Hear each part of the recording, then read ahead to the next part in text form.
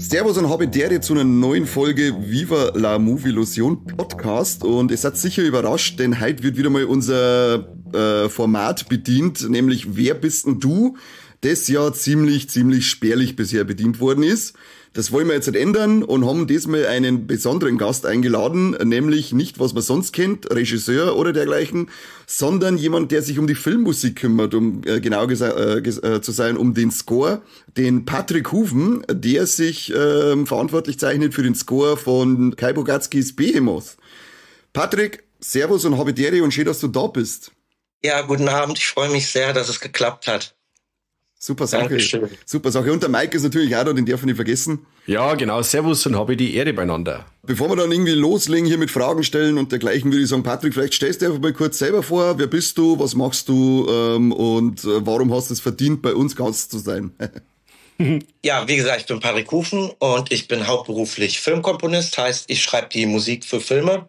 Kennengelernt haben uns ja jetzt, glaube ich, nicht von Auge zu Auge, aber so zwischen Tür und Angel auf dem Hardline-Festival. Genau. Und da war ich ja ganz frech und habe euch gefragt, nachdem ihr den Film besprochen habt, ob ich nicht einfach auch mal im Podcast zu Gast sein darf, weil sich die Regisseure natürlich auch immer freuen, wenn alle Beteiligten vom Film so viel Werbung wie möglich machen. Und ja, ich freue mich total, dass es geklappt hat, nachdem wir so 2 Anlaufprobleme hatten. Und wenn der Ton jetzt nicht so eurem Standard entspricht wie sonst, es liegt daran, dass das Internet bei uns zu Hause ausgefallen ist. Also lieben Gruß an 1&1. Und deswegen bin ich gezwungen, hier über mein Handy die Aufnahme zu machen. Aber es klappt überraschend gut. Ja, es hört sich sehr gut an. Wir haben es vorher schon mal gesagt, bevor wir aufgenommen haben, dass dein Handy anscheinend ein besseres Mikro hat, als wir vor dem Laptop stehen haben. Respekt. Spricht nicht für unsere technische Ausstattung. Aber dafür ist nur zu wenig Geld verdient mit dem Podcast. Danke für nichts an alle geizigen Nicht-Steady-Abonnenten. Vielleicht mag ja Apple, wenn er zufälligerweise einen Podcast hört, so ein paar iPhones spendieren einfach. Das war der Wahnsinn. Ja, zum Aufnehmen darf ich schon hernehmen. Ansonsten bin ich riesiger Apple-Gegner, weil ich mich null auskenne damit. Und vorbei ist mit unserem Sponsoring. Nein, ich habe gesagt, Apple ist super toll. Fürs Mikro ist es super toll, aber ich kann es sonst nicht hernehmen. Es ist mein Verschulden, Apple. Tut mir leid. Ich kann das total nachvollziehen. Ich kenne mich mit PCs nicht aus. Ich bin aber auch gar nicht aus dem Lager Apple versus PC, sondern ich habe mein erster Rechner war ein Apple und ich bin zu faul, was Neues zu lernen. Deswegen habe ich bis jetzt immer Apple-Geräte gehabt. Ja, bei mir das Gleiche. Ich habe nie Apple-Geräte gehabt und bin auch zu faul, dass ich mich da rein fuchs. Und jetzt, wenn wir Spotify haben, dann muss ich schon suchen, wo ich zurückgehe, wenn wir irgendwie Musik teilen. Ja, das ist oben links, nicht unten links. Was soll das? Das ist überhaupt nicht nutzerfreundlich. Flip aus. Wenn meine Mutter irgendwie was ausgedruckt haben muss auf ihrem 8000 Jahre alten Laptop, dann muss ich auch manchmal muss ich googeln, wie man das Ad-Zeichen auf einem PC macht. Weil ich sitze halt nie irgendwie an einem PC und das ist immer ganz, ganz furchtbar. Ja, aber schau, so geht's an Mike mit egal welcher Ausführung von PC. Er muss immer googeln, wie man anschaltet. Ich habe das mit dem Podcast alles erst lernen müssen, wie ein Computer funktioniert und wo die Steckdosen ist und lauter so Sachen. Was ein Computer ist. Wie der aufgeht. Ja, das war, also Mike hat da schon sehr viel Arbeit eingesteckt. Auf jeden Fall. Ja, ich musste das, was ich hier alles mache, das musste ich ja auch lernen. Also ich kann das sehr gut nachvollziehen halt, ne? Also. Aber wenn du sagst, du machst da nichts mit dem Computer und so, wie komponierst dann du? Wie gehst du dann ran? Also tatsächlich mit dem Computer. Also ich mach fast alles am Computer über das Aufnahmeprogramm, also über Cubase. Da nehme ich alles auf und schreibe alles, komponiere alles. Auch Streicher, also Orchester, je nachdem wie das Budget vom Film ist, werden diese aufgenommenen Streicher als Blaupause benutzt für die echten Streicher. Und wenn das Budget halt nicht so hoch ist, werden halt diese Streicher benutzt. Aber es gibt halt bestimmte Anbieter für Filmkomponisten, wo man wirklich sehr hochwertige Streichersounds bekommt, wo man jetzt nicht wirklich den Unterschied merkt, wenn man jetzt kein wirklich geschultes Ohr hat halt, ne? Okay, interessant. Das meiste mache ich halt am Computer. Also ich verbringe 80% meines Lebens, wenn gerade ein Film ist, bei mir im Studio halt. Vorm Rechner. Ist ja kein Videopodcast, aber ich kann es ja euch mal zeigen. Ich habe ja halt mein Aufnahmeprogramm, da ist gerade ein Film, den ich mache. Ne? Und hier ist halt das Klavier, über das man alles spielen kann, unter anderem auch Trommeln und alles. So mache ich das. Also ich arbeite mit VSTs, also Virtual Instruments und Plugins, und das ist aber eigentlich bei jedem Filmkomponisten so. Früher war das halt ganz klassisch. Ja, da hat sich der Filmkomponist ans Klavier gesetzt, hat geschrieben, hat die Noten aufgeschrieben und dann wurde das irgendwann mit einem Orchester aufgenommen. Aber weil die Technik heute so weit ist und auch der Anspruch, wollen eigentlich alle Regisseure schon so schnell wie möglich was hören halt. Ne? Wenn ich eine Anfrage für einen Film bekomme, wollen die eigentlich schon nach 2 Tagen den ersten Entwurf hören, wie es später im Film klingen würde. Deswegen arbeiten also 98% aller Filmkomponisten arbeiten am Rechner. Ich glaube, es gibt noch 2 Stück, die wirklich ganz klassisch komponieren. Das ist halt John Williams, ne? Der sagt euch ja bestimmt was. Ja. Und sonst läuft das alles über Computer. John Carpenter, glaube ich auch, weil der, glaube ich, hat nie gelernt, wie ein Computer funktioniert. Ja, der ist ja auch schon 1 Million Jahre alt. Ne? Und, der war in die 80er schon alt, John Carpenter. Ja, das stimmt. Ich glaube, kein Regisseur würde sich trauen, ihm zu sagen, ich möchte das aber gerne jetzt nach 2 Tagen hören, wie das klingt. Müssen dem schon vertrauen, bis die Orchesteraufnahmen anstehen. Ja. Nee, aber das ist so der Job halt. Cool. Sitzen und mit der Maus MIDI-Dateien rumschieben und ab und zu was einspielen. Jetzt ist das Problem bei unseren Hörern, die haben jetzt wieder The Behemoth gesehen und werden vielleicht wissen, was du sonst noch so alles komponiert hast oder wo man deine Stoffe sonst noch irgendwo hören kann. In was für Filme hast du eigentlich so noch mitgewirkt? Tatsächlich ist es so, dass ich erst seit 4 Jahren in diesem Business drin bin. Vorher war ich halt Live-Musiker und Songwriter. Ich habe bis jetzt halt sehr viele Low-Budget Horrorfilme gemacht, Independent-Filme, Kurzfilme, und davon ist natürlich auch schon in der Zeit, in 4 Jahren, wo ich das jetzt mache, fast gar nichts erschienen. Weil man muss mal wissen, diese Low-Budget-Filme, der Zeitraum, bis diese Filme veröffentlicht werden, der kann sich manchmal über 3 bis 4 Jahre ziehen, weil es ja leider so ist, du kannst so talentiert sein, wie du möchtest, wenn dein Name halt jetzt also kein Hollywood-Name ist, musst du halt Klinken putzen bei den ganzen Vertrieben, die dafür sorgen, dass dieser Film halt veröffentlicht wird und auf Blu-ray erscheint oder 4K. Und das ist eigentlich bei allen 15 Filmen, die ich in den letzten 4 Jahren gemacht habe, wirklich der Fall, dass diese Filme quasi immer noch auf ein Release-Datum warten. Die sind alle halt auf Festivals natürlich als Einmalpremiere gelaufen. Aber da wartet man halt noch drauf. Ne? Und darunter sind halt auch ein paar größere Sachen, über die ich dann aber halt auch tatsächlich nicht reden darf. Weil aber das hört bei uns keiner. Du kannst das ruhig verraten, weil unseren Podcast hört keiner. Also ich habe letztes Jahr den Film, also ich habe viel in Amerika gemacht, viele Kurzfilme in Amerika. Den letzten etwas größeren Low-Budget-Horrorfilm, den ich gemacht habe, war Erbsünde, der aber auch noch nicht erschienen ist, vom Regisseur Amit Shah. Der nächste, der jetzt groß kommt, ist halt The Behemoth. Aber wobei ich natürlich auch, ich weiß natürlich ein bisschen mehr, wie gerade der Stand der Dinge bei dem Film ist, aber ich darf da natürlich nicht drüber reden. Und das ist auch meistens vertraglich festgebunden, dass du weder den Namen noch das Genre nennen darfst, weil die Leute können ja quasi dann bei IMDb gucken, was so deine nächsten Projekte sind und zählen 1 und 1 zusammen. Ja. Da sind die Leute halt immer sehr vorsichtig aus dem kreativen Bereich, da ihre Sachen zu schützen, besonders weil ja auch immer viele Investoren im Hintergrund sind, die auch sagen, wir wollen nicht, dass irgendwas von diesem Film an die Außenwelt kommt, bevor halt ein fester Vertrieb gefunden ist. Das ist halt in Deutschland alles ein bisschen schwieriger mit den Filmen, gerade im Independent-Bereich. Also, ja. Aber ich sag's mal so, ich habe genug zu tun und seit 2 Jahren kann ich auch gut von dem Job leben. Aber es ist natürlich immer schwierig, dass man nicht wirklich erzählen kann, was man gerade macht halt so, ne? Auf jeden Fall war das Erbsünde, der jetzt bald rauskommen wird. Und ich denke mal, bei Kais Film wird es jetzt auch nicht mehr so lange dauern, bis es da ein Veröffentlichungsdatum gibt. Der läuft jetzt, meine ich, sogar bald in einem amerikanischen Festival, in diesem Days of the Dead Festival, glaube ich, oder? Genau, da läuft er als nächstes an, genau. Das ist natürlich schon eine große Anlaufstelle dann für den Kai, weil der amerikanische Markt natürlich, gell? Der ist natürlich heiß auf Horrorfilme und ja, wer weiß, was sich da ergibt. Wir sind sehr gespannt, wie es laufen wird in Amerika. Ich finde ja, also ich sage das jetzt nicht, weil ich an dem Film gearbeitet habe. Ich finde ja, dass der Film sehr undeutsch geworden ist. Also ich finde, er hat schon mehr so einen internationalen Charakter. Ja. Und ich glaube auch, dass der in Amerika jetzt nicht so stark polarisieren wird, wie er es jetzt zum Beispiel auch auf dem Festival getan hat. Und ich erwähne das mit dem Polarisieren immer, weil ich persönlich finde es total toll, wenn Sachen polarisieren. Ich würde lieber einen Film auf den Markt hauen, wo eine Hälfte sagt, das ist das Geilste, was ich jemals gesehen habe, und die andere Hälfte sagt, das ist die größte Scheiße, die ich jemals gesehen habe, als dass irgendwie alle Leute nur sagen, ja, war okay.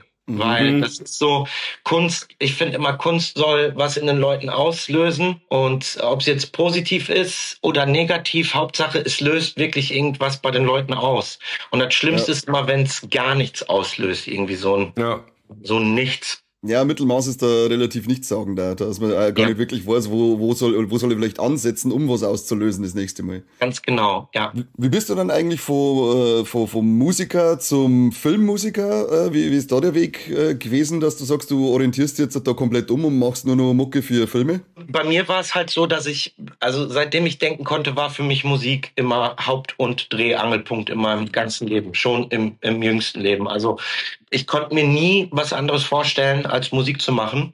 Ich bin halt in einem sehr cineastischen Haus groß geworden. Mein Vater war ein riesiger Fan von Sergio Leone-Western halt, alles mit Clint Eastwood, wozu ja meistens auch immer Ennio Morricone die Musik geschrieben hat. Ich kann mich noch genau daran erinnern, als mein Vater Spiel mir das Lied vom Tod zu Hause geguckt hat und diese ganz berühmte Mundharmonika-Musik halt aufgetaucht ist. Das war so das erste Mal, dass ich irgendwie, das weiß ich noch ganz genau, dass irgendwie Musik so was ganz, ganz Bestimmtes in mir ausgelöst hat. Ich habe mir dann, ich glaube mit 7 oder 8 Jahren, habe ich mir den Soundtrack von Spiel mir das Lied vom Tod habe ich mir gekauft und ich habe das nur rauf und runter gehört. Und dann fing das irgendwie an, dass ich bei jedem Film, den ich geguckt habe, immer auf die Musik geachtet habe. Immer. Und ich habe mir auch immer den kompletten Abspann angeguckt, weil das war dann immer der einzige Moment im Film, wo man nur die Musik hören konnte. Ich habe relativ früh als Kind angefangen, Schlagzeug zu spielen. Und irgendwann mit 10 Jahren kam dann Gitarre dazu. Zu dem Zeitpunkt war dann natürlich noch der Traum, ein berühmter Rockstar zu werden, weil mit 10 Jahren ist dir nicht bewusst, dass Musiker, dass das ein Job ist, dass das ein Beruf ist, dass selbst so eine Band wie Metallica halt, wenn die bei Rock am Ring gespielt haben, dem Veranstalter eine Rechnung schreiben halt. Ne? Ich habe halt immer gedacht, ja, die sind berühmt und die machen das, weil die da Bock drauf haben. Die sind ja reich und so, ne? Und je älter ich wurde und mich immer mehr damit beschäftigt habe und auch verstanden habe, das ist ein Job, war für mich ganz klar, ich möchte beruflich Musiker werden. Und das hat dann natürlich ganz lange nicht geklappt. Also ich habe natürlich schon in vielen Bands gespielt und Songs geschrieben und in Bands gesungen oder Gitarre gespielt oder mal Bass gespielt. Zwischendurch dann mal ein bisschen Gitarrenunterricht gegeben und somit, ich glaube wie alt bin ich jetzt, 38, ja, genau vor 10 Jahren war dann so der Punkt, dass man genug Konzerte und Angebote hatte, da und da Gitarre zu spielen, dass man sagen konnte, okay, ich kann jetzt davon leben. Hab mir dann noch irgendwie ein zweites Standbein als Musiktherapeut aufgebaut und dann kam ja Corona. Und dann war ich von einem auf den anderen Tag arbeitslos, weil es gab keine Konzerte mehr, man konnte keinen Unterricht mehr geben, weil man sich nicht in Gruppen aufhalten konnte. Irgendwie, ich weiß nicht, ob es in dieser Zeit, ob mehr Kurzfilme gedreht wurden als sonst, ich weiß es nicht. Aber ich glaube, am 3. oder 4. Lockdown-Tag habe ich schon irgendwie ein Angebot bekommen von irgendjemandem, der mir auf Instagram wegen irgendeinem Bandprojekt gefolgt ist, wo ich halt Songwriter und Sänger war, der mir geschrieben hat, hey, ich finde deine Musik total super. Hättest du Bock, Musik für meinen Kurzfilm zu schreiben? Und das war bei mir so, ja, also ich fand Filmmusik immer toll, aber ich habe ja nie Musik studiert. Ich bin ja absoluter Autodidakt und war so, ja, darf ich das überhaupt? Ne? Also der Deutsche hat ja auch oft dieses, ich habe das ja nicht gelernt, darf ich das dann überhaupt? Ja. Jetzt kein Meisterbrief hast. Genau, so. Und dann habe ich das probiert und das hat mir total Spaß gemacht. Und dann habe ich mich halt ein bisschen mehr so mit diesem Business auseinandergesetzt. Also ich musste ja erstmal gucken, ich musste ja erstmal feststellen, Filmmusik ist ein ganz, ganz anderes Business als irgendwie im Live-Geschäft. Ich bin da natürlich noch anfangs so ein wenig zu positiv rangegangen, weil ich dachte so, ja komm, wenn dich jetzt schon jemand angeschrieben hat, wenn er dann jetzt sagt, ach komm, ich mache jetzt Filmmusik, dann wird das ja ganz gut laufen.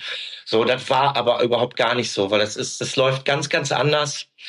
Und ich habe dann in der Zeit, also die ersten 1,5 Jahre habe ich dann einfach ganz viele Filmschulen angeschrieben, ob die irgendwie auf der Suche nach einem Filmkomponisten sind, ob die irgendwelche Abschlussprojekte haben, für die Musik benötigt wird. Und da haben sich dann auch erstaunlich viele Leute gemeldet. Und da konnte ich dann auch so ein bisschen rumprobieren und auch noch sagen, ich nehme da jetzt kein Geld für, weil ich probiere das ja erstmal aus so ein bisschen. Das hat mir so Spaß gemacht. Ich bin da so drin aufgegangen. Und das war dann so der Punkt, wo ich mich auch wieder so ein bisschen daran zurückerinnert habe, was ich gerade erzählt habe mit Ennio Morricone. Und irgendwie ist mir klar geworden, ich bin durch Filmmusik überhaupt erst ans Musikmachen gekommen. Also irgendwie ergibt das total Sinn. Als man dann auf einmal wieder live spielen konnte, so ganz Stück für Stück, habe ich irgendwie gemerkt, ich habe jetzt hier 1,5 Jahre bei mir im Studio gesessen, ich habe Musik geschrieben, ich habe gar kein Bedürfnis mehr, mich auf irgendeine Bühne zu stellen. Ich habe da gar keinen Bock mehr drauf, weil ich habe jetzt was gefunden, ich kann kreativ sein, ich kann im besten Falle Menschen mit meiner Musik berühren, aber ich persönlich, ich muss als Mensch überhaupt nicht stattfinden. Ich muss keine scheiß Bandfotos mehr machen, ich muss keine scheiß Musikvideos mehr drehen oder überlegen, wie man irgendwelche Singles bei TikTok promotet, sondern ich kann einfach hier für mich in meinem Studio sitzen und Musik schreiben. Und dann habe ich quasi 6 Jahre zuvor nochmal alles auf eine Karte gesetzt und habe gesagt, ich mache mich jetzt quasi ein zweites Mal selbstständig, aber jetzt komplett als Filmkomponist und konzentriere mich nur auf diese eine Sache. Und das hat überraschend gut geklappt. Und ich kann mir tatsächlich wirklich gar keinen schöneren Beruf vorstellen. Und sag auch jetzt, ich war eigentlich nie dafür gemacht, auf irgendeiner Bühne zu stehen. Überhaupt gar nicht. So schön die Zeit war, aber ich hätte das eigentlich schon immer machen müssen, weil ich fühle mich wie ein Fisch im Wasser und für mich gibt es einfach nichts Schöneres als mit einem Team also so ein Film besteht ja aus einem großen Team und im besten Fall wird da eine kleine Familie raus. Und da einfach im Team zusammenarbeiten und sich gegenseitig Bälle zuzuwerfen, es gibt einfach nichts Schöneres für mich als diesen Job. Und ich bin wirklich jeden Tag fast schon demütig, dass das so gut geklappt hat und ich diese Arbeit machen kann. Ja, also so bin ich dazu gekommen. Ja, cool. Super. Wie ist es dann, wenn du, weil du ja gesagt hast, die meisten wollen ja nach 2 Tagen schon die ersten Entwürfe hören. Wie funktioniert das dann, wenn die anfragen und du nimmst das an, kriegst du dann schon das erste Bildmaterial mitgeschickt? Es ist unterschiedlich. Also es gibt mehrere Szenarien, die immer wieder auftauchen. Also es kommt natürlich relativ oft vor, dass ich eine Anfrage bekomme und dann wird erstmal der Film geschickt. So, wenn der Film fertig ist oder manchmal ist der Film komplett fertig geschnitten, es gibt schon Sounddesign, also Telefonklingeln oder Schläge. Manchmal ist der Film nur geschnitten und es gibt noch kein Sounddesign und es gibt auch noch kein Color Grading, also es ist noch komplett roh und dann gucke ich mir den Film erstmal an und wenn mir der Film gefällt, quatscht man halt nochmal mit dem Regisseur, was er sich denn halt so vorstellt, was es für ein Musikbudget natürlich gibt, weil danach muss ich natürlich auch kalkulieren, weil ich lebe ja davon. Ja. Und sobald das alles geklärt ist, das Das kann manchmal in einer Stunde geklärt sein, das kann auch manchmal 3-4 Wochen dauern, bis das geklärt ist. Aber sobald dieser Baustein geklärt ist, setze ich mich eigentlich direkt an den Film ran. Und manchmal sagt mir der Regisseur, pass auf, ich stelle mir vor, dass es so eine Musik ist wie in dem Joker-Film mit Joaquin Phoenix. Ich stelle mir vor, dass es zu 90% ist es halt, ich möchte, dass es klingt wie Hans Zimmer. Ich möchte, dass es klingt wie Batman. Ich möchte, dass es klingt wie Inception. Oh Mann. Das ist natürlich immer ein bisschen schwierig, weil ich bin halt nicht Hans Zimmer. Ja. Ich bin Patrick Hufen und ich habe meine eigene Musik-DNA. Und aber ich höre mir erstmal an, was der Regisseur sich wünscht. Dann setze ich mich hin und ich schreibe so 20, 30 Minuten an Musik. Also alles, was mir in den Kopf kommt, schmeiße ich quasi rein. Also es ist quasi, als hätte ich eine Leinwand und der Regisseur sagt mir, ich möchte, dass du nur mit den Farben Blau, Rot, Braun malst. Ja, und dann gucke ich, was kann ich mit diesen Farben machen. Und so mache ich das mit seinen Ideen. Ich schreibe 20, 30 Minuten mit seinen Wünschen, sage dann hier, guck mal, das könnte das musikalische Thema von Person sowieso sein. Das könnte das musikalische Thema von dieser Szene sein. Diese 20, 30 Minuten schicke ich ihm dann und frage ihn, erkennst du deinen Film in dieser Musik wieder? Erkennst du deine Vision da drin wieder? Ja. Manchmal sagt er, nein, überhaupt nicht. Ich erkenne nichts davon, also setzt du dich wieder hin und machst quasi die nächsten 20, 30 Minuten. Oder er sagt, da diese Stelle, Minute 12, da sehe ich meinen Film drin. Und diese Sachen saved man und dann fängt man quasi an dem Film zu arbeiten. Und dann fängst du an, zu dem Bildmaterial zu schreiben. Und das machen viele Komponisten verschieden. Es gibt Komponisten, die fangen am Ende an, weil die sagen, ich möchte die wichtigste Szene im Film haben. Dazu schreibe ich dann die Musik und ich baue dann alles durcheinander drumherum. Ich mache es so, dass ich komplett am Anfang anfange. Also ab da, wo die Logos auftauchen, fange ich an, Musik zu schreiben. Und meistens gucke ich, dass ich schreibe dann die Musik für die erste Szene, so wie das jetzt zum Beispiel bei The Behemoth war, ist es ja die erste Szene, wo die Logos auftauchen, mit der Ritualszene am Anfang. Bis dahin schreibe ich dann Musik. Das schicke ich dem Regisseur ab. Ich schicke ihm einmal die Szene mit der Musik. Dann schicke ich ihm einmal die Szene mit der Musik ohne Dialog, dass er nur die Musik hört. Und dann schicke ich ihm einmal nur die Musik. Und ich sage ihm dann immer, hör dir das alles auf deinem Handy an, hör dir das auf dem Fernseher an. Lass dir 2, 3 Tage Zeit und lass das auf dich wirken, weil die meisten Regisseure oder Editoren wie Kai, die Filme selbst schneiden, die schneiden die Filme ja zu bekannter Musik, damit die irgendwie kreativen Input dabei haben. Das heißt, die legen nicht irgendwie aus Evil Dead Rising irgendwas aus dem Soundtrack drüber und die haben dann diese Musik halt seit Monaten im Kopf gehabt und auf einmal komme ich um die Ecke mit ganz neuer Musik und daran muss man sich ja erstmal gewöhnen. Also sage ich, lasst euch 2, 3 Tage Zeit, lasst das auf euch wirken. Ja. Und dann geht's los mit, ja, ich find's gut, ich möchte aber, dass das geändert wird. Ich möchte, wenn diese Szene ist, hätte ich gerne mehr Horror. Ich hätte gerne, dass da irgendwie ein großer Boom auftaucht. Also das Lustige ist, 99% aller Regisseure haben kein musikalisches Wissen.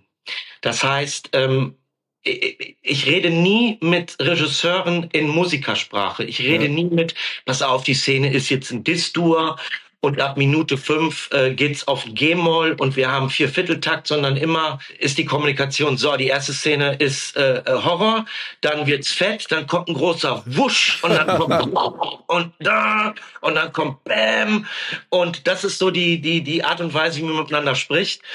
Und das ist auch der Grund, warum ich immer Leuten sage, ich sehe mich mehr als Handwerker als Künstler, weil das ist mehr Handwerk, was ich mache. Weil man halt nie in irgendeiner musikalischen Tonalität miteinander redet, sondern immer nur, ja, ich habe dir hier einen fetten Brahms reingebaut und hier einen fetten Bumm und hier und das bespricht man dann von Szene zu Szene. Und das kann natürlich auch sehr anstrengend sein, weil ich sitze an einer Minute Musik. Sagen wir jetzt mal, wenn es so eine große Szene ist wie in The Behemoth, wo ja am Anfang viel passiert, da sitze ich an 2 Minuten Musik 48 Stunden ungefähr. Und wenn der Regisseur natürlich sagt, nee, gefällt mir überhaupt nicht, dann darfst du keine Ego-Probleme bekommen, sondern du musst diese 16 Minuten, diese 1 Minute, die du 2 Tage gesteckt hast, absolut emotionslos sofort in den digitalen Papierkorb werfen und von vorne anfangen.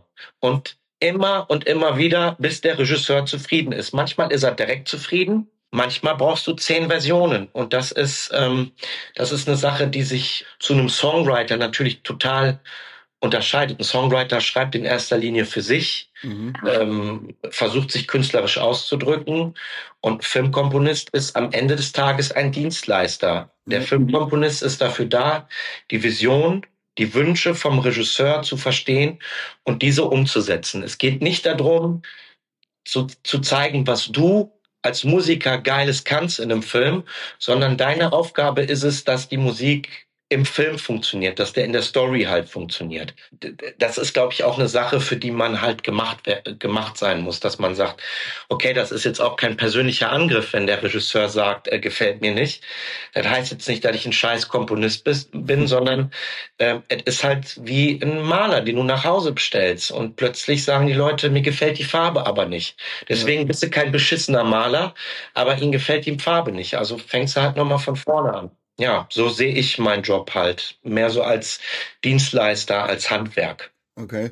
Wie ist dann die Zusammenarbeit mit dem Kai entstanden? Kai und ich haben uns über den Film Erbsünde, den ich vorhin erwähnt habe, kennengelernt. Da war Kai Editor. Ich sage bewusst Editor, weil Kai hasst es, wenn man sagt, der schneidet. Oder Cutter. Cutter kann er auch nicht leiden. Das merken wir uns, wenn er dann bei uns mal Gast ist. Dann sagen wir nur Kai, der Cutter.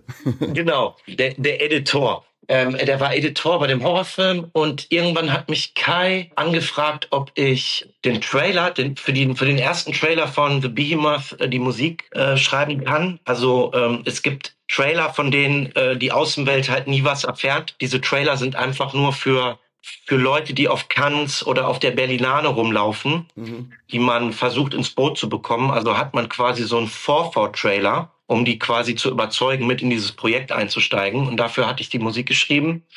Und irgendwann letztes Jahr zu Weihnachten rief mich Kai an und meinte, ob ich die Musik für den Film schreiben würde. Und Kai und ich hatten uns halt über den Film Erbsünde schon so ein bisschen angekuppelt. Wir haben halt viel über Filme hin und her geschrieben. Wir haben beide eine unfassbare Obsession für die Serie Dexter. Geht ja bald weiter, gell? Geht bald weiter. Ich bin auch wahnsinnig gespannt. Und hat mich dann gefragt, ob ich die Musik für den Film schreiben würde. Und da habe ich halt gesagt, ja klar, mache ich. Ne? Dazu muss man sagen, Kai ist ein sehr feiner und ehrlicher Typ, der direkt sagt, ich habe nicht sehr viel Budget. Ich kann dir deine normale Rate halt nicht zahlen, aber ich wusste halt, was Kai drauf hat, und habe gesagt, das ist mir scheißegal. Ich mache dir die Musik für den Film. Und dann habe ich quasi am selben Tag tatsächlich mit dem Film angefangen. Er hat mir den direkt geschickt, und ich saß abends im Studio und habe die ersten 30 oder 40 Minuten geschrieben. Okay. Und ab da habe ich 4 Monate an dem Film gearbeitet. Ist dann, weil das war so meine nächste Frage gewesen, 4 Monate so ein Richtwert für so einen 1,5 Stunden Film, oder variiert das komplett, wie lange du für so einen Film brauchst? Es ist auch unterschiedlich. Es gibt Projekte, da musst du in 2-3 Wochen fertig sein. Es gibt aber auch Projekte, wo es keine wirkliche Deadline gibt, wo noch nicht feststeht, wann der Film anlaufen wird. Kai hat von vornherein gesagt, nimm dir die Zeit, die du brauchst. Ich möchte, dass es so gut wie möglich wird. Das ist tatsächlich auch sehr selten in der deutschen Filmindustrie, dass du einen Regisseur hast, der sagt, nimm dir die Zeit, die du brauchst, und guck, dass du das Beste rausholen kannst. Und das hast du sehr selten. Also 4,5 Monate ist schon absoluter Luxus, an so einem Film zu arbeiten. Aber am Schluss hat es dann schon ein bisschen pressiert, oder? Weil ich dann gesehen habe, so eine Woche vor dem Hardline hat es dann quasi aus, ich sitze jetzt mal nicht gerade zusammen, und jetzt wird dann der Soundtrack noch bearbeitet und Ding, und mir gedacht, jetzt ist eine Woche vor zum Hardline und die schrauben immer nur am Film, da bin ich ja gespannt. Ja, das war stressig zuletzt, weil, wie gesagt, es fing damit an, dass ich halt so viel Zeit hatte wie möglich. Ich kann sehr gut prokrastinieren, also Sachen von herschieben. Ja. Jetzt nicht aus Faulheit, sondern bei mir ist es so, wenn ich einen Film mache, besonders für jemanden wie Kai, der sein ganzes Herzblut in diesen Film steckt, emotional wie auch finanziell, dann bin ich mir der Verantwortung der Musik sehr, sehr bewusst. Und am Anfang ist es halt so, du kannst es kaum abwarten anzufangen, was ich ja dann auch gemacht habe. Mhm. Und dann ist es aber so, die nächste Szene steht an und du bekommst Angst, weil du denkst, das muss geil werden. Ich hab dem versprochen, dass das gut wird. Und du hast Angst vor der Szene. Also sagst du dir, ach, ich könnte noch mal ein Buch lesen. Oder, oh, ich könnte noch mal einen Film gucken. Oh, ich gehe noch mal ein bisschen spazieren. Ja. Und du schiebst das halt so ein bisschen vor mir her. Bist zwar immer wieder am Denken, denkst aber auch immer wieder, okay, ich habe so viel Zeit, wie ich möchte. Ne? Ich kann das machen. Und das hat auch eine ganze Zeit lang wunderbar so funktioniert. Und dann kam halt die Anfrage vom Hardline rein. Und ab da wurde es dann tatsächlich ein bisschen kritisch, wo ich dann auch die ein oder andere Nacht im Studio durchgemacht habe. Und Kai hat das allererste Mal mit mir zusammengearbeitet. Das heißt, ich konnte auch Kais Position sehr gut verstehen, dass er wirklich Angst bekommen hat, dass ich das jetzt nicht mehr rechtzeitig schaffe. Ich muss dazu sagen, wenn Regisseure öfters mit mir zusammengearbeitet haben, die wissen halt schon, ich prokrastiniere, ich lasse mir Zeit. Die wissen aber, ich bin immer zur Deadline fertig und dass die immer zufrieden sind. Mhm. Aber dafür muss man halt mindestens einmal mit mir zusammengearbeitet haben. Ja. Und diesbezüglich war das halt natürlich, ich musste die Musik fertig schreiben und natürlich auch immer wieder Kai beruhigen, dass er mir vertrauen kann, dass das schon klappen wird. Aber es war halt so, dass auf einmal dieses Festival reinkam, war ein bisschen so wie, als würde dir jemand ein Buch mit 1000 Seiten geben und sagen, pass auf, du hast so viel Zeit wie möglich, dieses Buch zu lesen, kein Stress.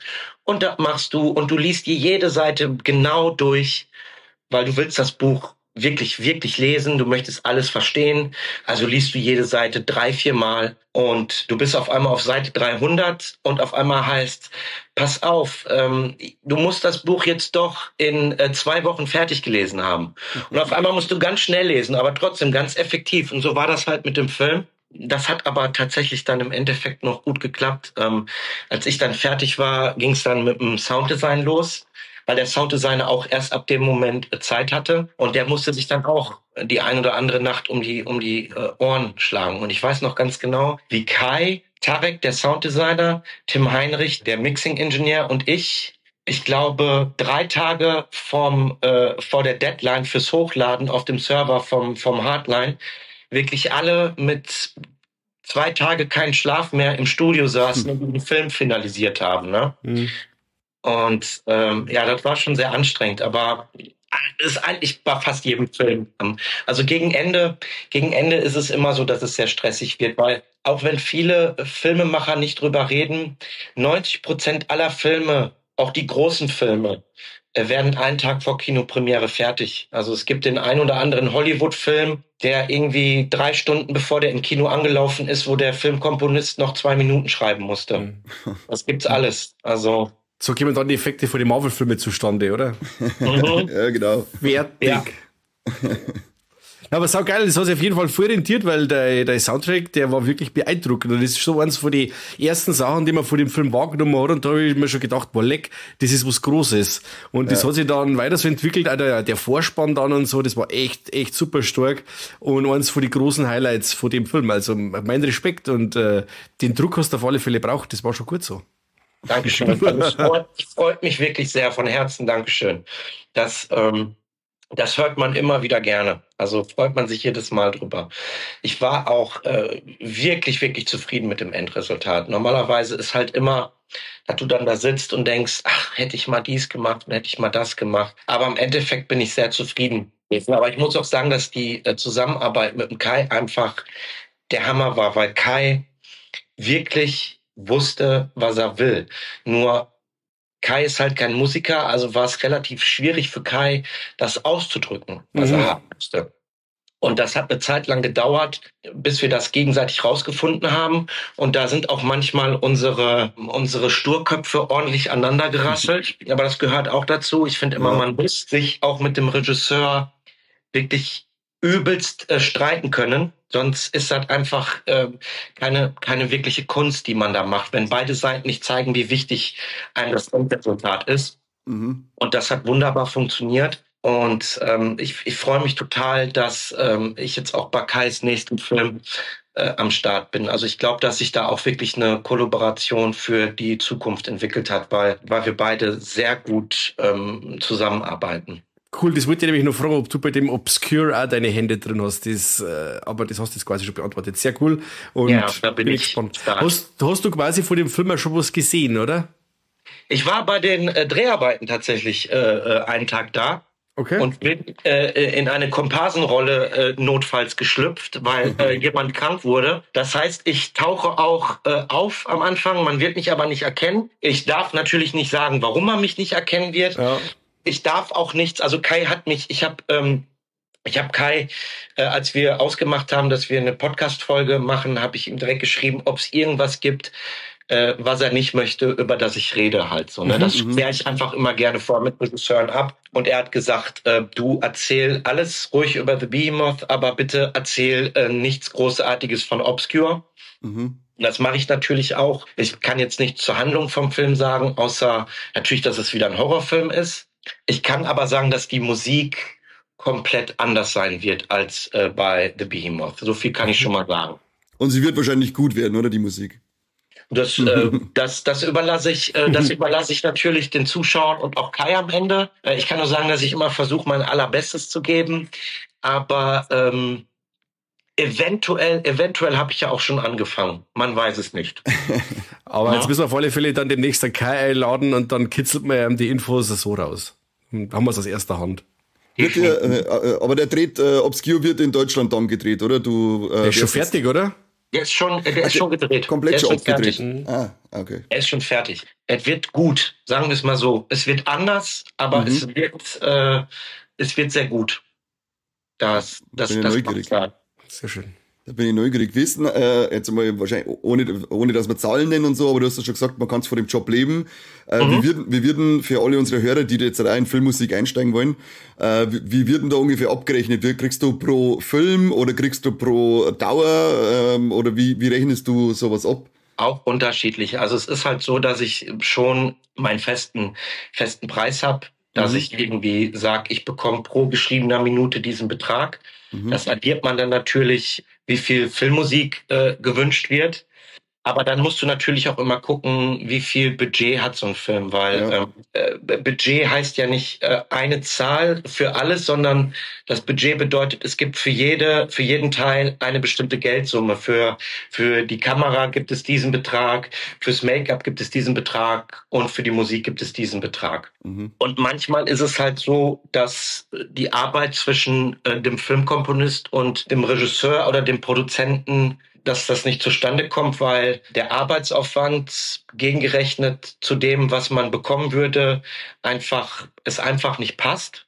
Und manchmal ist es halt aber auch so, dass, ich meine, am Ende des Tages habe ich den Job jetzt nicht gemacht, um reich zu werden, sondern aus der Liebe zur Musik und aus der Liebe zum Film. Und ja, ich muss davon leben, aber wenn mir jetzt ein wirklich passionierter Filmstudent eine schöne Nachricht schreibt und sagt, er hat hier einen Kurzfilm von 10 Minuten und er hat den aus eigener Tasche finanziert und er mich anfragt, ob ich die Musik machen würde und was denn so mein Preis wäre und mir der Film zusagt und ich wirklich sehe, da ist jemand, der möchte aus der Liebe zum Film, weil er eine Geschichte erzählen möchte, was machen, dann bin ich der Letzte, der irgendwie sagt, ja, pass mal auf, das ist mir nicht genug Geld, sondern da kann man dann auch mal sagen, pass auf, ich mache das auch für den und den Betrag.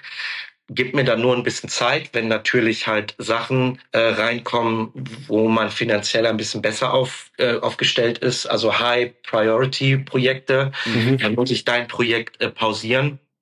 Aber ich bin der Letzte, der am Ende des Tages da jeden Pfennig umkrempelt. Am Ende des Tages möchte ich ja auch einfach Musik zu tollen Geschichten, zu tollen Filmen schreiben. Und das war jetzt bei Kai auch der Fall. dass ich gesagt habe, ja, komm, ist okay. Ich habe aber Bock auf deinen Film, so, ne? Also ich rede halt generell öffentlich nicht über Zahlen, so, ne? Ja. Das gucke ich immer. Ich habe jetzt auf meiner Webseite gibt's keine Preisliste, weil es halt immer individuell ist, wie viel Geld der Film zur Verfügung hat, was gewünscht wird. Ne? Möchte der Regisseur ein echtes Orchester, dann reden wir sowieso über einen ganz, ganz anderen Betrag, weil so ein Orchester aufzunehmen, das sind ja auch alles Live-Musiker, die davon leben, dass sie Geige oder Cello spielen. Die wollen natürlich auch bezahlt werden. Also das variiert wirklich von Film zu Film. Aber mal ist es, dass du sagst, okay, der Preis ist angemessen, und mal machst es halt aus Liebe zum Film. So ist es halt. Aber ich bin Gott sei Dank auch mittlerweile in der Position, dass ich jetzt nicht wirklich alles annehmen muss, um meine Rechnung bezahlen zu können. Dass ich schon irgendwie ein bisschen gucken kann, habe ich denn da auch Bock drauf, so, weil mir bedeutet Film auch einfach viel zu viel, als wenn ich da jetzt wirklich für alles sag, ja, komm, solange das Geld stimmt, schreibe ich dir die Musik dazu. Ja. Das mache ich nicht. Also es gibt natürlich auch Momente, wo das Angebot sehr gut ist, aber du sagst, da sehe ich mich mit meiner Musik überhaupt nicht drin. Da habe ich gar keinen Bock drauf, das zu machen. Und dann tut das zwar weh, aber am Ende des Tages sagst du, okay, ich bin aber so für meine künstlerische Integrität eingetreten halt, ne? Ja. Bist du dann auch schon international in Filme zu hören oder bisher überwiegend im deutschen Filmmarkt? Tatsächlich habe ich 80% meiner Kurzfilmprojekte oder Low-Budget-Projekte laufen über Amerika, über Instagram. Also dass die Kontakte über Instagram zustande kommen. In Deutschland habe ich, glaube ich, erst 3 größere Projekte gemacht.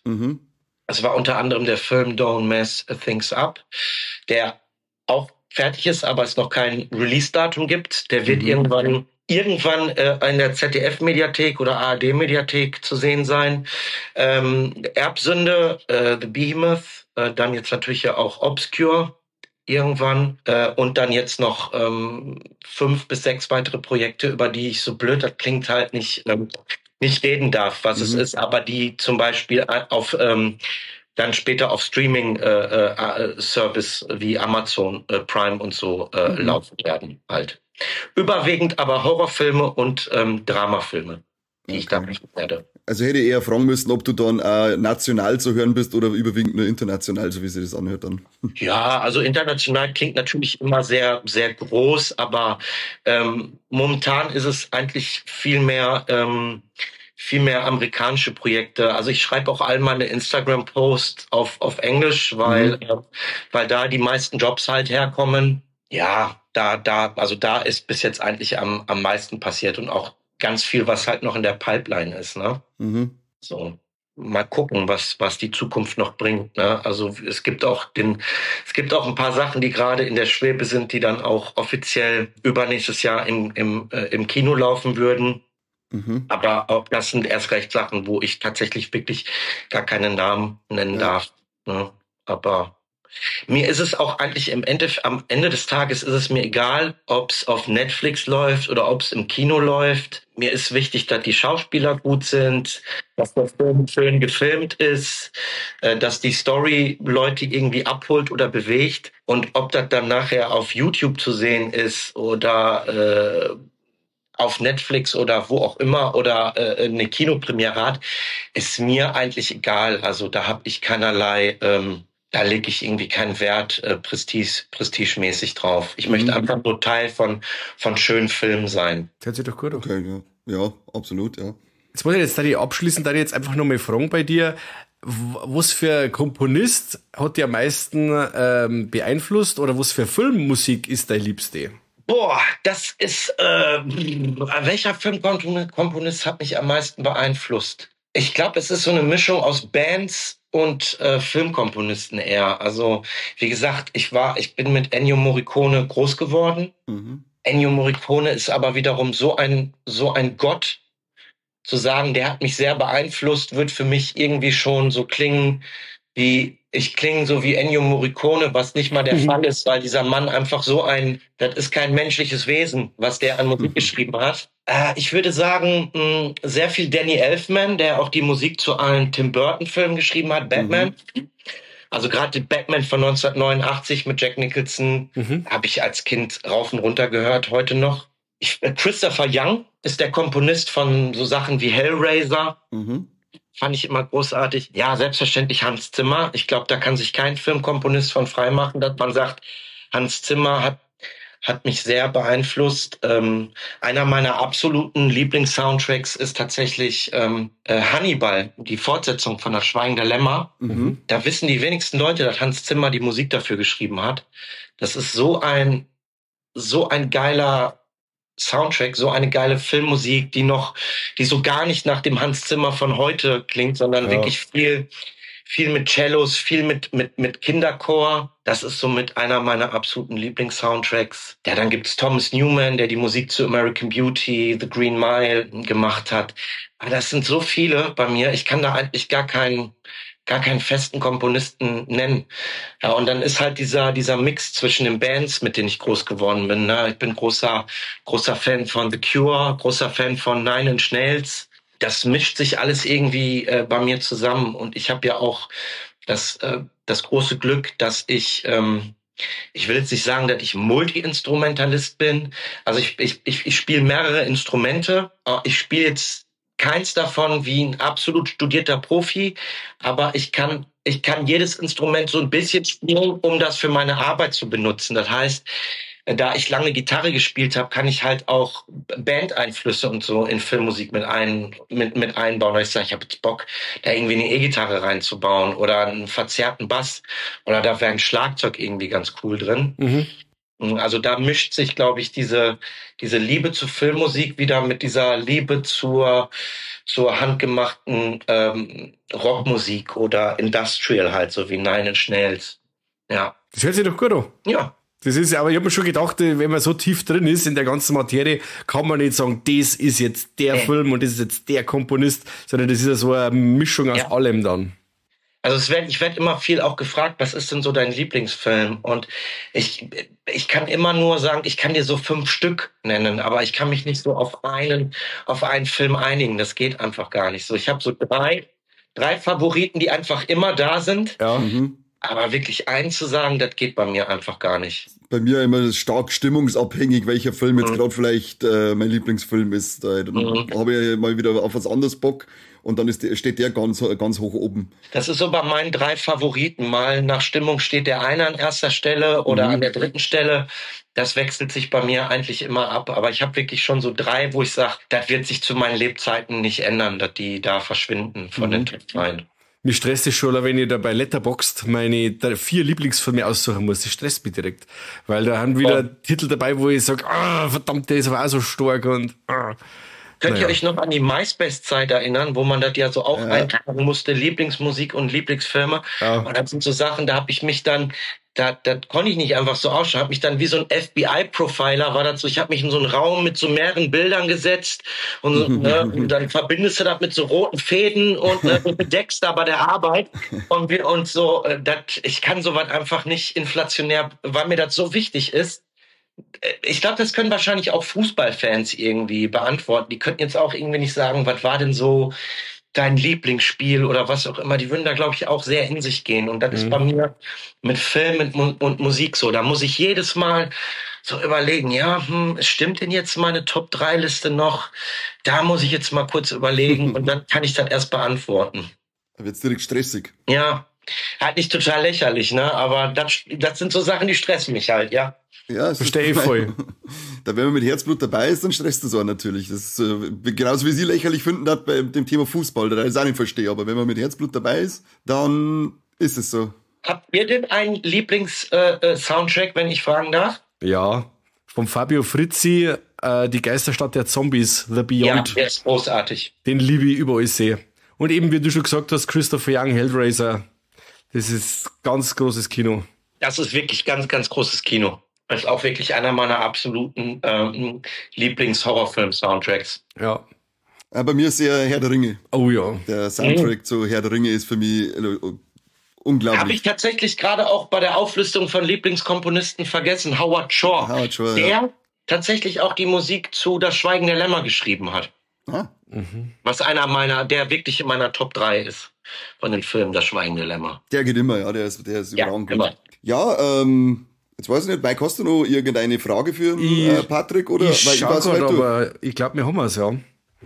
Weil ich habe meine Fragen auswählt durch. Hast du noch irgendwelche letzten Worte?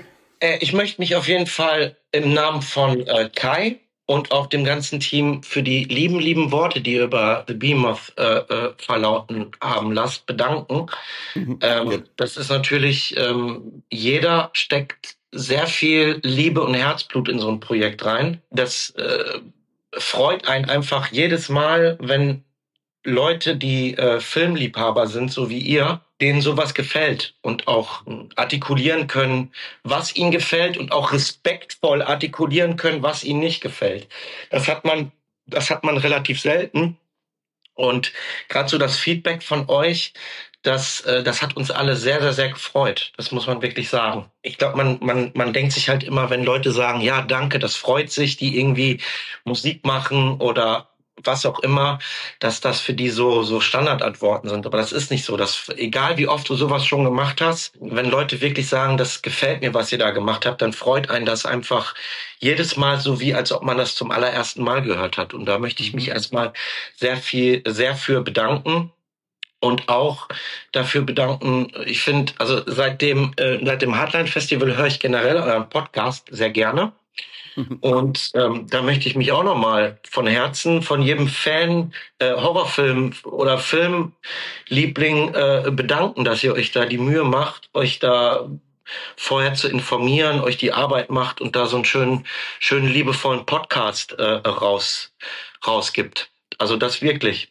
Sehr schön. Ja, bedanken wir uns auch auf alle Fälle dann auf jeden Fall. Feedback. Das ist sehr, sehr lieb. Und natürlich auch für einen tollen Film, weil wie gesagt, das ist halt einfach mal wieder was anderes zum Singen. Ein Film, der mit Herzblut entstanden ist, als wo nur Kohle drin steckt. Weil was ist jetzt schwieriger, ob ein Christopher Nolan einen Film macht mit unbegrenzt Budget und der mit die Ressourcen aus dem Vollen schöpfen kann, oder ob ich jemanden hab, der wo sich das Geld aus dem All raus zusammengespart hat und alle Hebel in Bewegung setzt, dass er was auf die Füße steht, da honoriere ich sowas eher als wie so ein Big-Budget-Projekt. Und deswegen haben wir da gerade so ein Herz für so kleine Produktionen und vor allem auch für das deutsche Genre-Kino, weil das ja immer noch vernachlässigt wird und sagt halt einfach, dass das Kino nicht tot ist, sondern dass einfach nur Kohle braucht und ein bisschen Engagement. Ganz genau, so sehe ich das auch. Und ich persönlich glaube sehr an den Kai, jetzt nicht nur, weil wir gute Freunde geworden sind. Ich glaube da sehr an Kais weiteren Weg und ich glaube, dass er da auch noch seinen sehr großen Beitrag dazu beitragen wird, dass gerade das deutsche Horror-Genre-Kino vielleicht auch wieder so eine etwas goldenere Zeit erleben wird. Da glaube ich wirklich fest dran. Der wird mich total schlagen, wenn er das hört, weil der mag sowas nicht zu hören. Aber da stehe ich halt zu und ich glaube da fest dran. Ja, bin ich dabei. Bin ich auch dabei. Also Kai hat auf alle Fälle viel Potenzial und dem sollten sie mal ordentlich Kohle hinten reinblasen, damit auch mal wieder Nolan fuhrwerken kann, so wie er sich das vorstellt.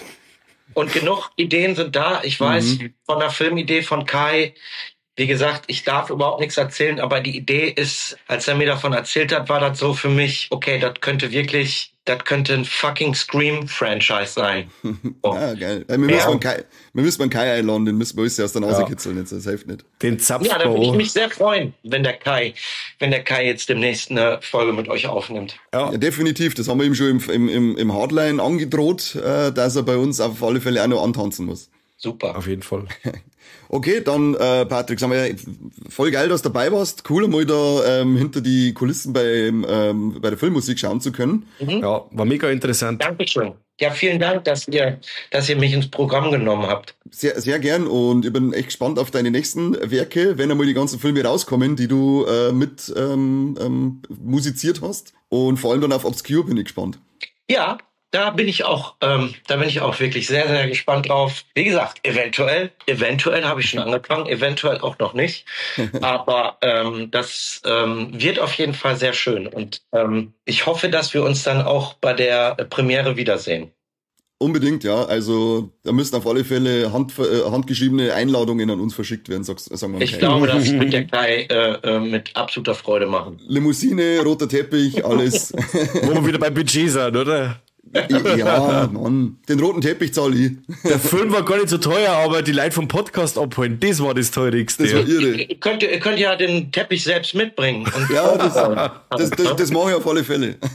So, ich habe auch immer meinen eigenen speziellen dabei, wenn er gebraucht werden sollte. Also, ja, aber manche wissen nicht, dass wir das verdient hätten, dass wir mit rotem Teppich empfangen werden. Aber selbstverständlich. Selbstverständlich. Ja, super coole Folge gewesen. Sehr informativ, sehr interessant. Danke, Patrick. Danke sehr. Vielen Dank. Dann würde ich sagen, lassen wir es für heute gut sein und warten auf deine nächsten Projekte, dass die rauskommen. Genau. Vielen Dank nochmal, dass ich zu Gast sein durfte. Sehr gerne, dann macht es gut. Vielen Dank fürs Zuhören beim besten Podcast der Welt. Nicht für alle Filmmusiker. Von der deutschen Filmmusikszene haben wir der beste Podcast. Ja, definitiv. Ja, passt. Danke, Patrick, vielen Dank. Macht es gut. Danke fürs Zuhören. Bis zum nächsten Mal. Servus und habe die Ehre. Tschüss. Au revoir.